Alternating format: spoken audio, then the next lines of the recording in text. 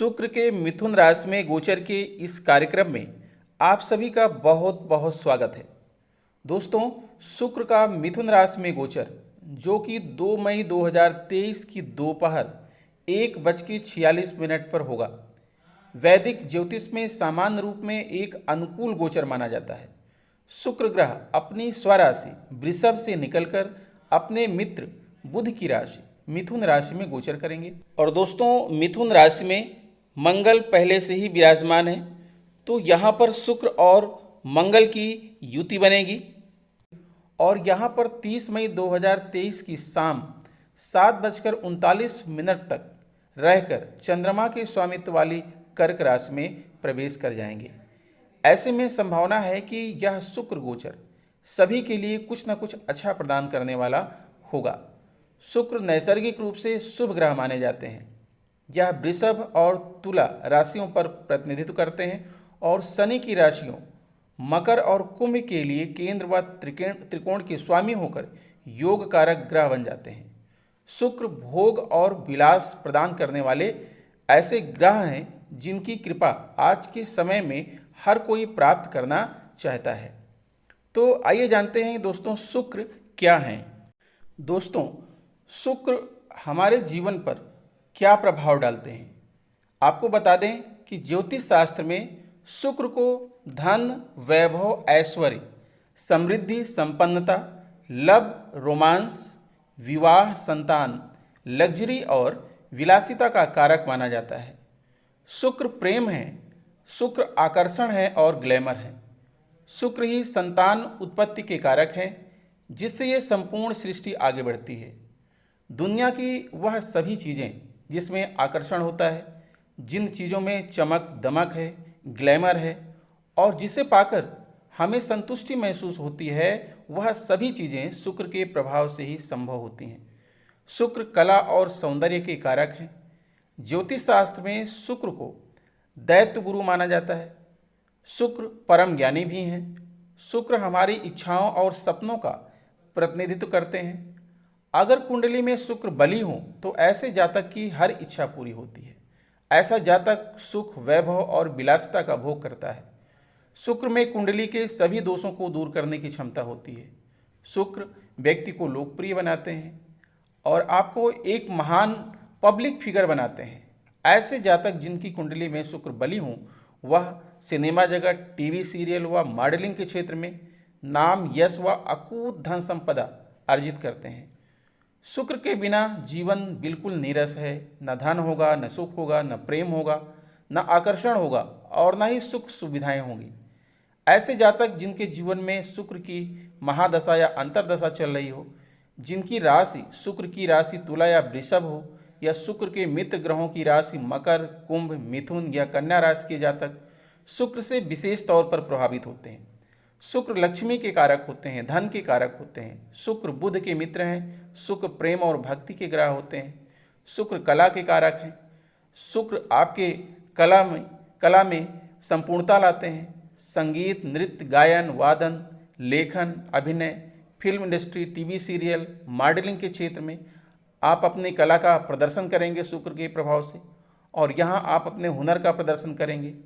शुक्र आपका साथ निभाएंगे। विदेश में भी कला का प्रदर्शन अगर आप करते हैं तो शुक्र आपको वहाँ भी लाभ दिलाते हैं। शुक्र आपको यात्राएं भी करा सकते हैं। कला का प्रदर्शन कैसे करना है, अपने आर्ट की ब्रांडिंग कैसे करनी है, यह सब शुक्र से ही निर्धारित होता है। देश विदेश में कला का प्रदर्शन करने से आपको प्रसिद्धि और आपका नाम, यश फैलेगा और यश भी प्राप्त होगा। जीवन साथी के जीवन में सुख, समृद्धि और सौहार्द लाते हैं शुक्र। प्रेम, लव, रोमांस, दाम्पत्य जीवन में सफलता दिलाते हैं और दाम्पत्य जीवन को सुखमय भी बनाते हैं। शुभ वाणी में मधुरता लाते हैं। परिवार की वृद्धि करते हैं, संतान उत्पन्न करते हैं तथा परिवार में विवाह जैसे मांगलिक कार्य भी कराते हैं। शुक्र संतान के जीवन में तरक्की लाते हैं, संतान को जॉब या नौकरी दिलाते हैं तथा व्यापार या व्यवसाय शुरू कराते हैं। प्रमोशन और पदोन्नति भी दिलाते हैं। और शुक्र लंबे समय के लिए निवेश कारक भी हैं और आपको ये निवेश भी कराते हैं। अब बात करते हैं दोस्तों कि शुक्र का जो है विभिन्न राशियों के ऊपर शुक्र गोचर का और शुक्र मंगल युति का और शुक्र के द्वारा बनाए गए विभिन्न राजयोगों का क्या प्रभाव पड़ेगा आपके जीवन पर। दोस्तों आगे बढ़ें, इसके पहले बात कर लेते हैं कि शुक्र का मिथुन राशि में गोचर का वैश्विक प्रभाव क्या पड़ेगा। तो आपको बता दें कि शुक्र के गोचर के दौरान भारत को दक्षिण या दक्षिण पश्चिम देशों से समर्थन मिल सकता है और यह देश हमारे साथ आर्थिक और राजनीतिक संबंध बना सकते हैं। दुनिया भर में कला और कला के क्षेत्र से जुड़े लोग इस दौरान अपनी चमक बिखेरते हुए दिखाई दे सकते हैं। हवाई यात्रा के किराए में कमी होने की संभावना है। दूध, दही और पैक्ड फूड आदि डेयरी प्रोडक्ट से संबंधित व्यापार करने वाले डीलर्स और निर्माताओं को इस अवधि में अच्छा मुनाफा होने के आसार हैं। देश की आर्थिक स्थिति में सुधार देखने को मिल सकता है। साथ ही मुद्रास्फीति में भी कमी आ सकती है। शुक्र के राशि परिवर्तन के दौरान कृषि उत्पादन, रिसर्च और कृषि से जुड़ी अन्य गतिविधियों में बढ़ोतरी देखने को मिल सकती है। दुनिया भर में परफ्यूम से संबंधित कारोबार में तेजी आ सकता है।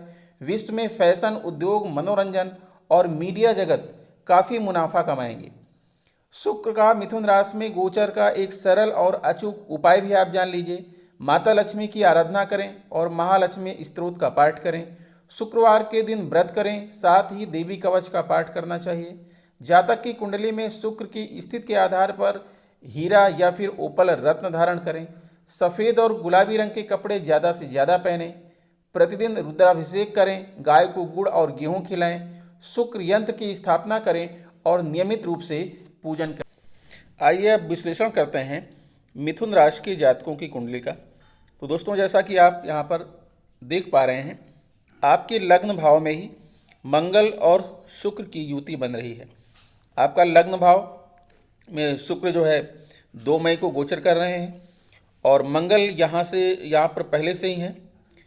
तो यहाँ पर मंगल और शुक्र की युति बन रही है। साथ ही दोस्तों आपकी कुंडली में केंद्र त्रिकोण नामक राजयोग भी बन रहा है। वो कैसे? केंद्र त्रिकोण राजयोग कब बनता है? कुंडली का प्रथम भाव, पंचम भाव और नवम भाव त्रिकोण भाव कहलाता है और प्रथम भाव, चतुर्थ भाव, सप्तम और दसम भाव केंद्र भाव कहलाता है।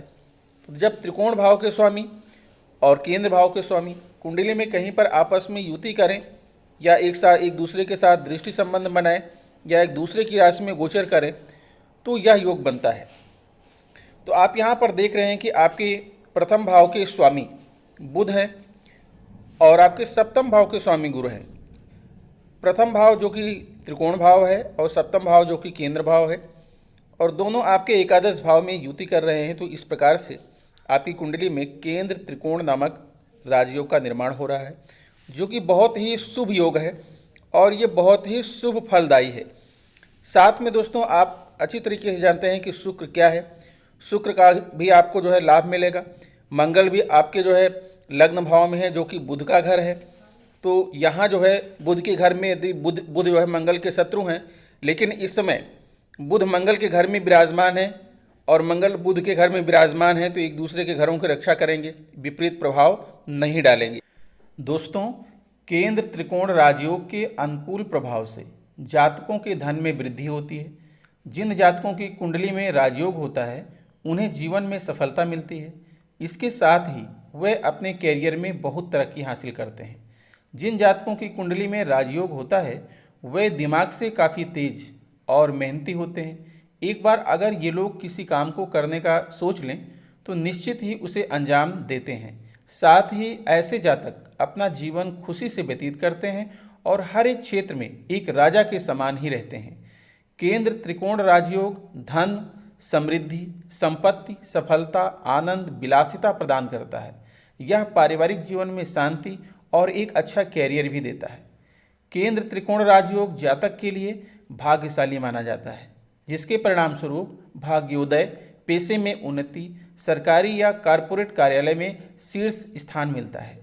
जिस जातक की कुंडली में केंद्र त्रिकोण राजयोग का निर्माण होता है उस जातक को जीवन में मान सम्मान, यश, धन दौलत व भौतिक सुख सुविधाओं का सभी सुख प्राप्त करता है। ज्योतिष शास्त्र के अनुसार राजयोग का मतलब कोई राजा बनने से नहीं बल्कि यश, सफलता और समृद्धि के योग से है।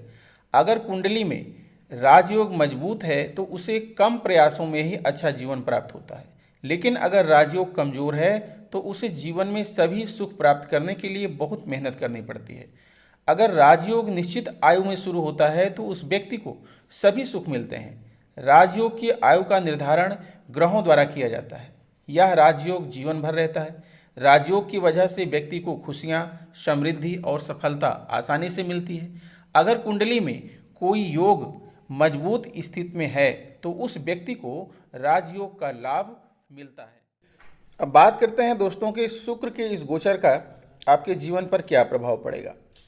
मिथुन राशि के जातकों की बात करें तो शुक्र आपके द्वादश भाव के स्वामी होने के साथ साथ पंचम भाव के स्वामी भी हैं और शुक्र का मिथुन राशि में गोचर आपके प्रथम भाव में यानी कि आपकी ही राशि में होगा।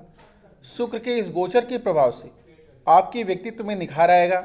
आप लोगों के आकर्षण का केंद्र बनेंगे। आपने जो काम पहले किसी भी वजह से आपके रुके हुए थे वे अब धीरे धीरे शुरू हो जाएंगे और आपको सुख देंगे।